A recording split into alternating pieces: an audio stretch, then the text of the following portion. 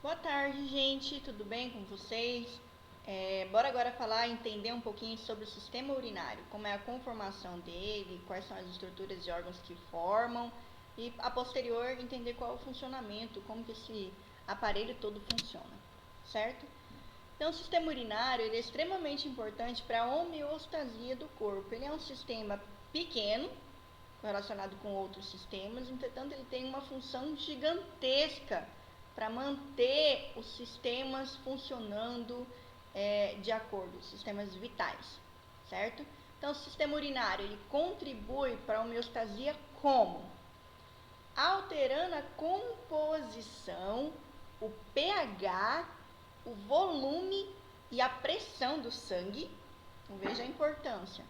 Mantendo a osmolaridade do sangue. O que é essa osmolaridade? A quantidade de íons presentes dentro do sangue em relação à quantidade de líquidos, tá?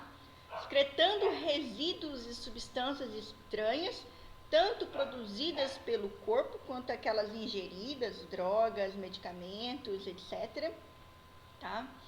Então, mantém a composição sanguínea necessária para que a gente consiga viver, certo? O sistema urinário consiste em quê? Em 2 rins, certo? Do lado direito e esquerdo. 2 ureteres, que são tubinhos de condução que saem do rim e vão até a bexiga urinária, certo?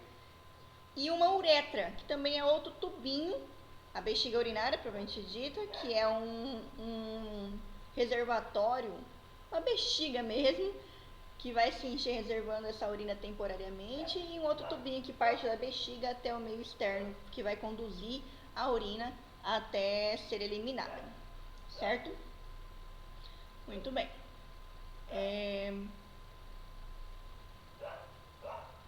Após os rins terem filtrado esse plasma sanguíneo, eles filtram muito, produzem muito filtrado, cerca de 180 litros de filtrado ao dia, vocês vão entender isso.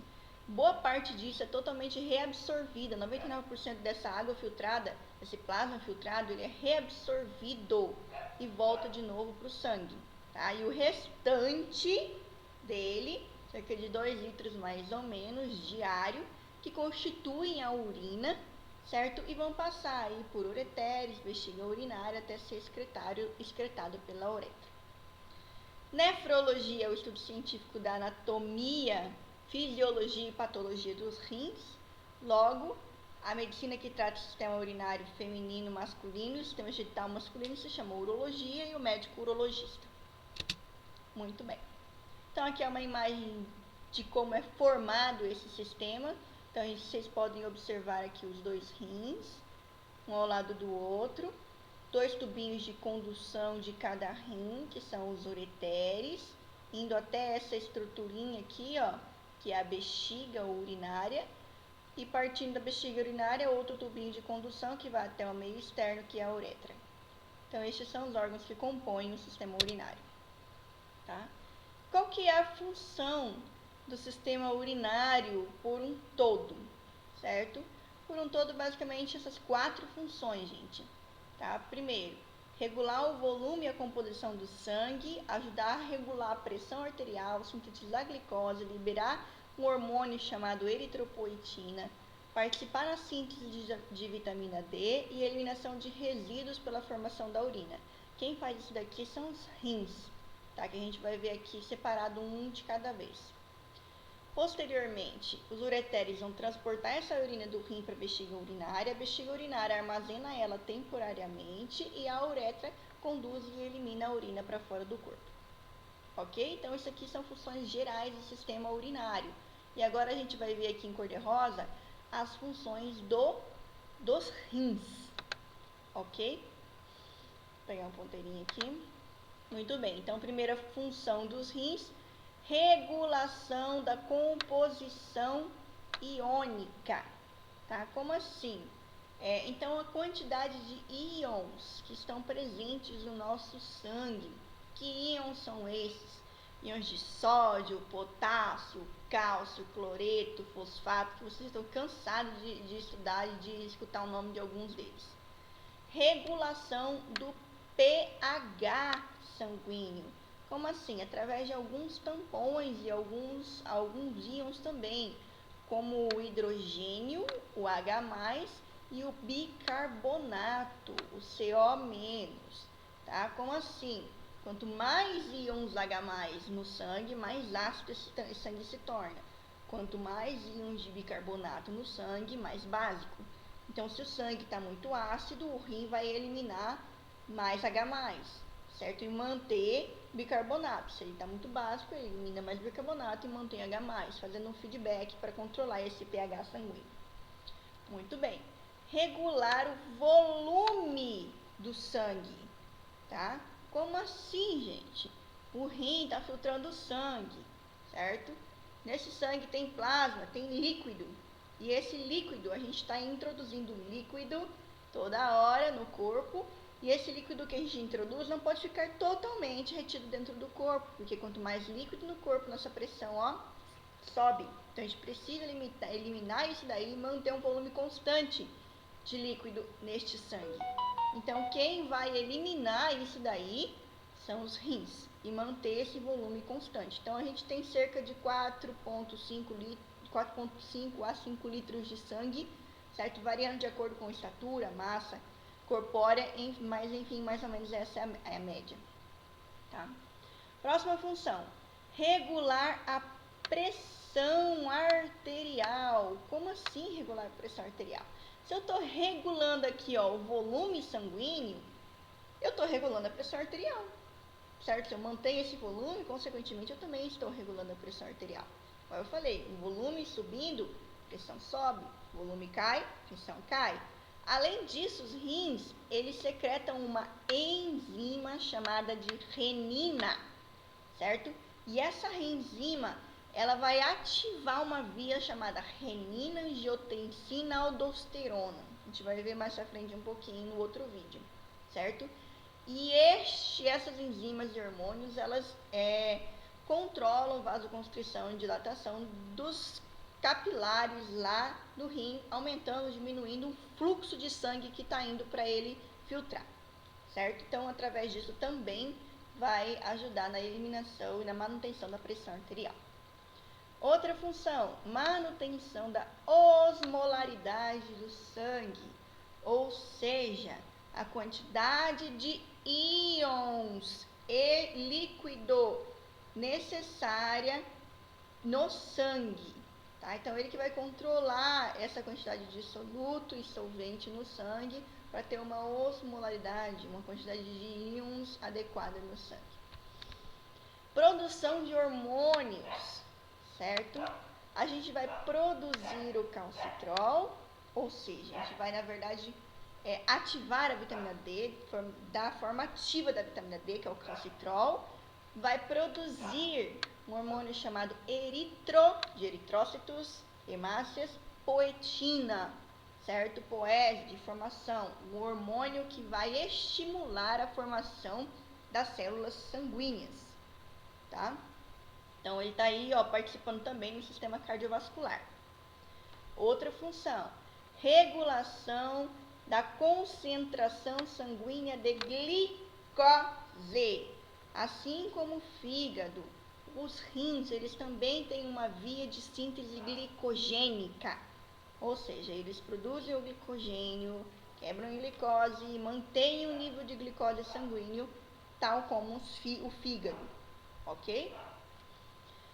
Outra função, excreção de resíduos e substâncias estranhas. Dentro destes resíduos, a gente coloca aí os metabólitos produzidos pelas células. Por exemplo, para a célula muscular funcionar, ela produz algumas proteínas, dentre elas a principal é a creatina. A creatina ela tem que ser eliminada, certo? E ela vai ser quebrada em creatinina. Um aminoácido, uma parte dos aminoácidos que formam as proteínas, certo? Se chama aqui, ó, grupo amina. E esse grupo amina tem nitrogênio, tá? E esses agrupamentos, essas substâncias com nitrogênio, normalmente elas são tóxicas para o corpo, como por exemplo a amônia, certo? Que é uma substância resultante da degradação de proteínas. E ela tem que ser eliminada logo. E o mecanismo do corpo não juntar muito amônia é quebrar essa amônia em ureia, que é bem menos tóxica, mas ainda fica uma concentração pequena de amônia no corpo que tem que ser eliminada, tá? Então, são resíduos do corpo. Um resíduo do corpo também, que não é eliminado pelos rins, é o CO2, o gás carbônico. Esse resíduo é eliminado pelos pulmões, ok? Então, amônia ou ureia são provenientes da desanimação, minação de aminoácidos, ou seja, da quebra de proteínas. A gente também tem a bilirrubina, certo? Que é resultante da degradação de hemácias. A hemácia tem um tempo de duração, após esse tempo ela tem que quebrar, certo? Para produzir outras. E a bilirrubina é um subproduto dela que também é tóxico para o corpo, tá? A creatinina, que eu falei, que é a resultante da degradação da creatina de fibras musculares, tá? O ácido úrico, do catabolismo dos ácidos nucleicos, em alta concentração também é tóxico, tem que ser eliminado. E outros resíduos estranhos, certo? Substâncias estranhas provenientes da alimentação, como medicação e algumas toxinas, drogas, o álcool, enfim. Essas são as funções dos rins, tá? Então, ele é extremamente importante para manter a homeostasia do corpo por conta disso, tá?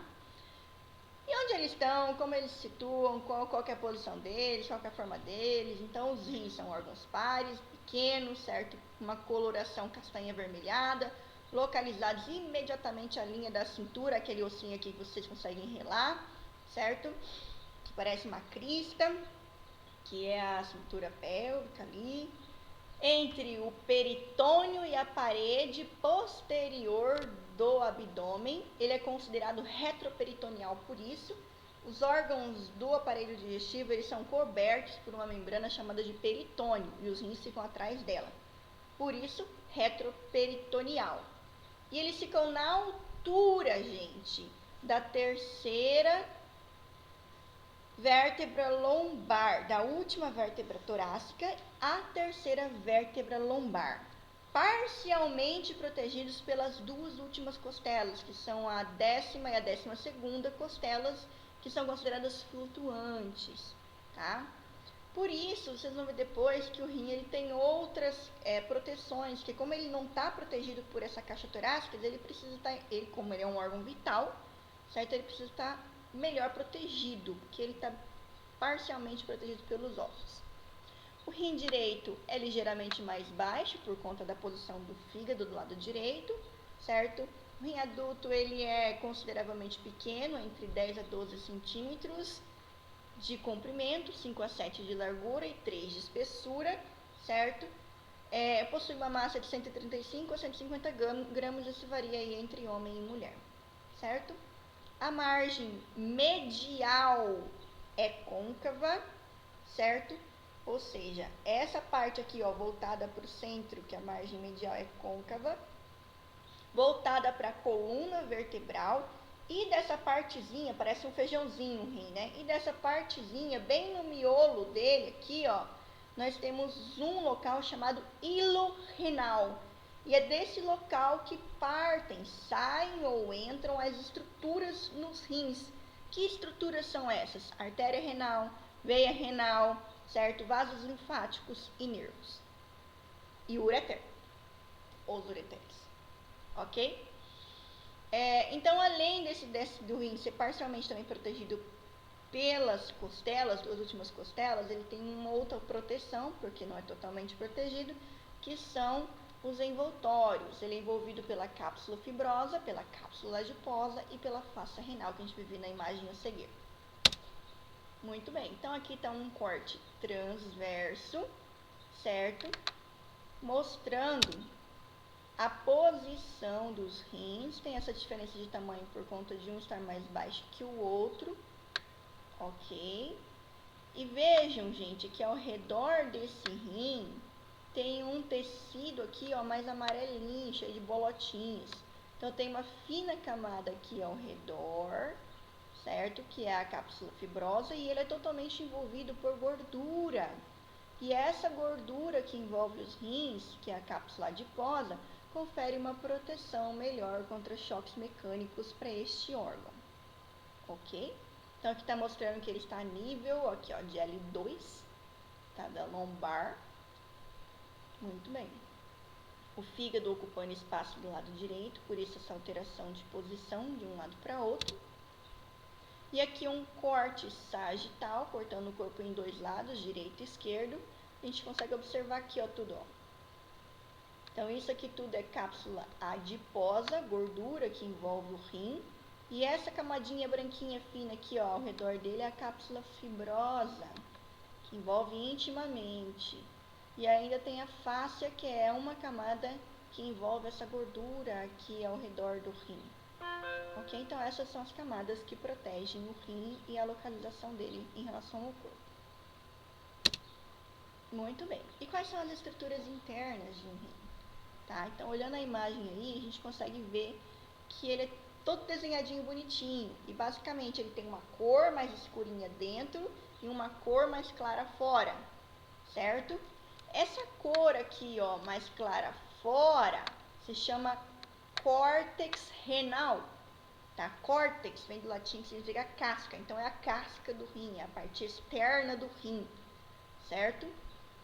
Enquanto essa parte interna do rim aqui, ó, mais escurinha, se chama medula renal, ok? Medula do latim vem de miolo, então é a parte interna desse órgão. A medula renal, por sua vez, ela é formada por estruturas em forma de triângulo aqui, ó, de pirâmide. Logo, essas estruturas, elas se chamam pirâmides renais, certo? E no final aqui, ó, eu tenho uma estruturinha, gente, uma membrana que vai se conectar com esses tubos. E essa membrana, que é o final, esse finalzinho da pirâmide renal aqui, a parte mais fininha, é a papila renal, certo? Entre uma pirâmide e outra, ó, tem um espaço. Estão vendo? Este espaço é uma invaginação do córtex renal, certo? Entre as pirâmides. Isso se chama colunas renais. Então, aqui, ó, eu tenho uma pirâmide, uma coluna.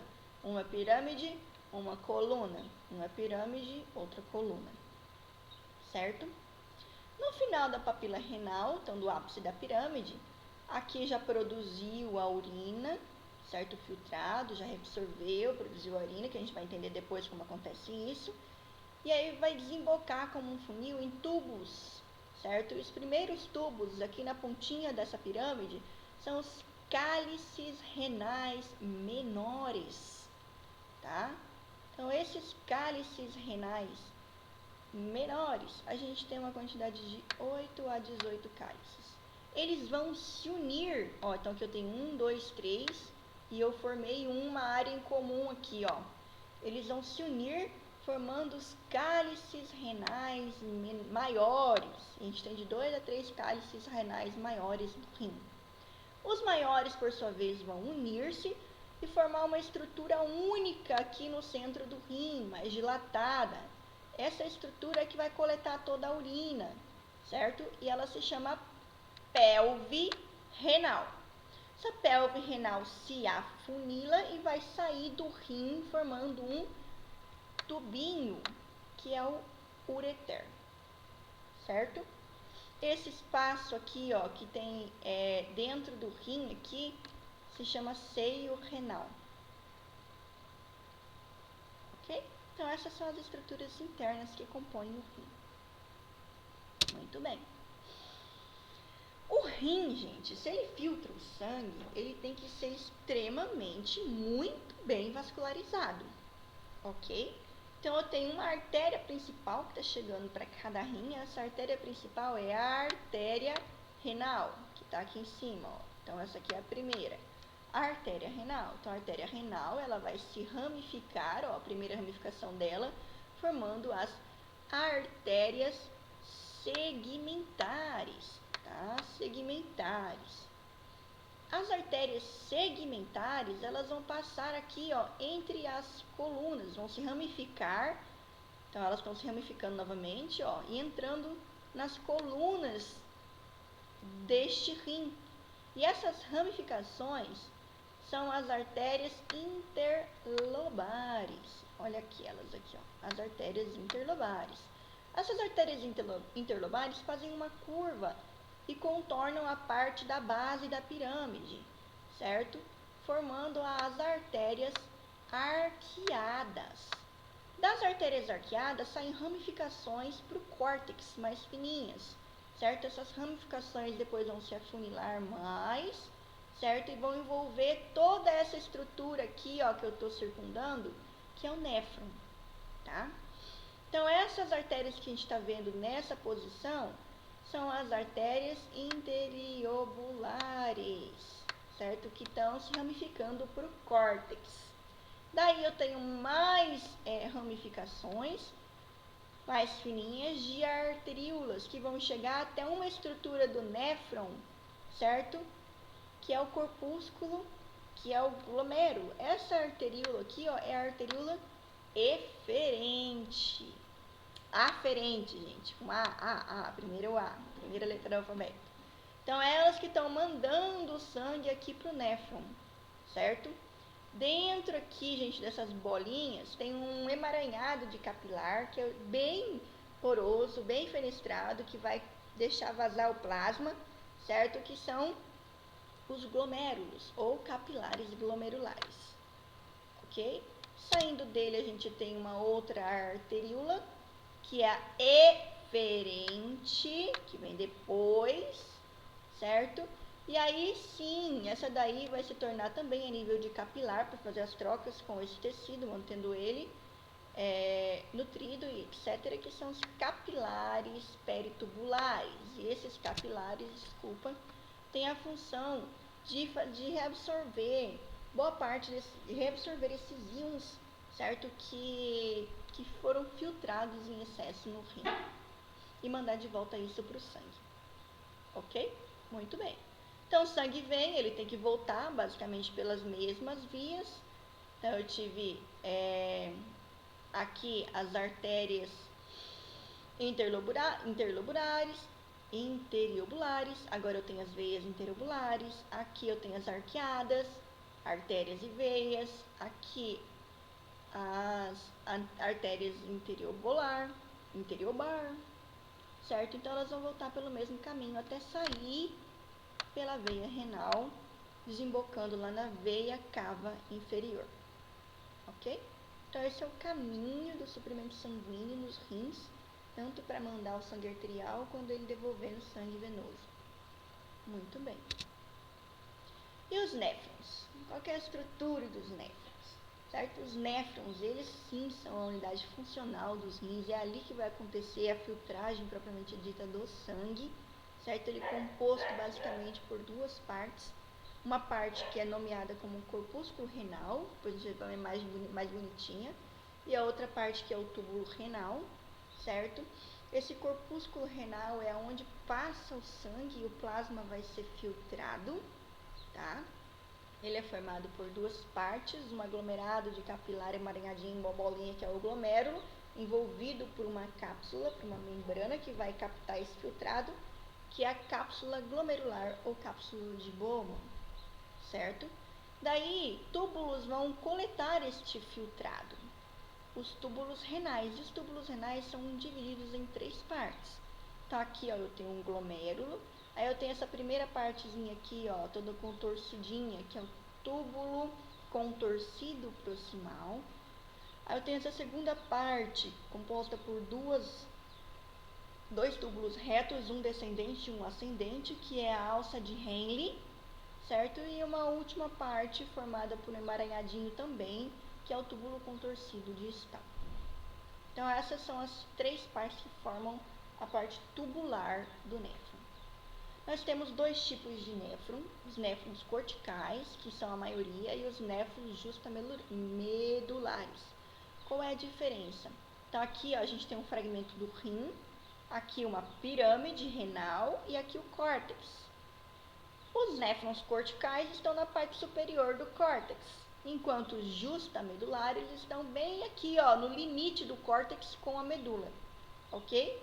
E a alça de Henle, ela é projetada para a medula renal. Muito bem.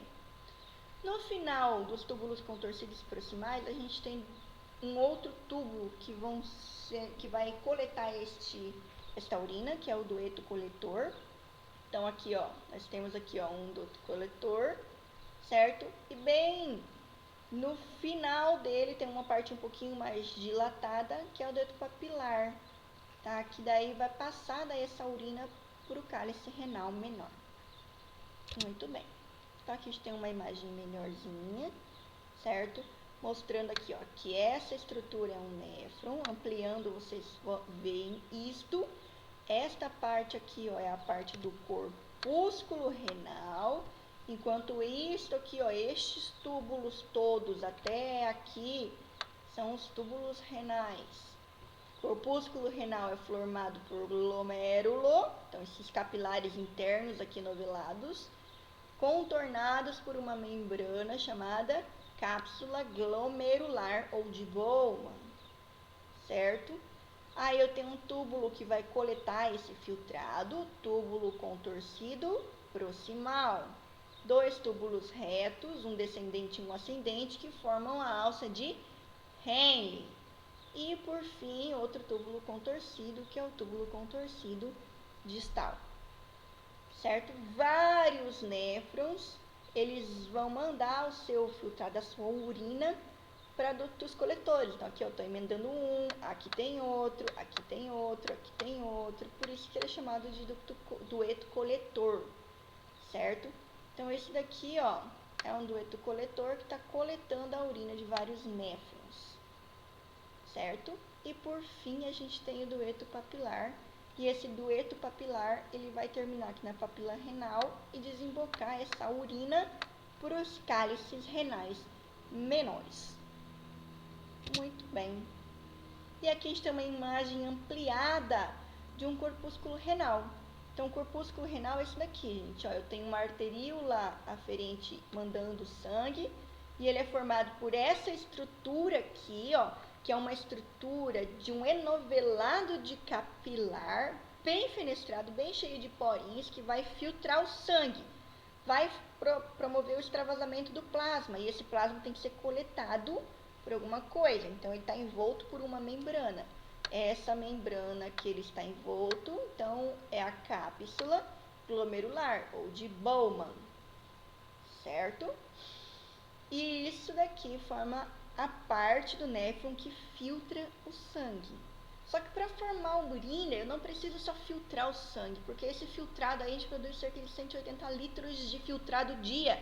Vocês não vão mijar 180 litros de filtrado, senão vocês têm que estar com uma mangueira aqui, ó, mandando água, e o outro aí embaixo mandando urina, certo? E a gente não funciona desse jeito. Então, a primeira fase da formação da urina é a filtragem glomerular, que é o que está acontecendo aí. Mas, para formar a urina mesmo, eu preciso reabsorver 99% dessa água e desses íons que foram filtrados pelo glomérulo, certo? E também, gente, eu vou secretar, através dos túbulos, algumas substâncias que são tóxicas para o organismo, ok? Espero que tenha entendido mais ou menos dessa composição do sistema, e no próximo videozinho a gente vai entender como é que essa parte de filtração, de secreção e de reabsorção funciona, certo? Então aí tá a referência.